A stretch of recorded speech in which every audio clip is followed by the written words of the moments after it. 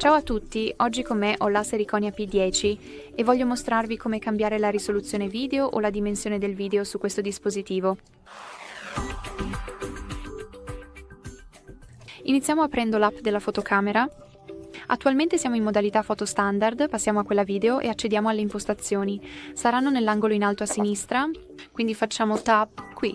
Abbiamo la qualità video, facciamo tap questa opzione. Abbiamo 4 opzioni diverse, 2K, VHD, applicato, HD e VGA. Quindi tap sull'opzione così. Scelgo forse 2K.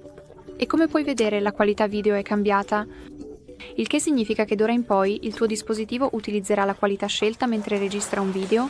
Va bene? Quindi fondamentalmente questo è tutto. Grazie mille per aver guardato. Spero che questo video sia stato utile e se lo è stato, per favore premi il pulsante di iscrizione e lascia un like.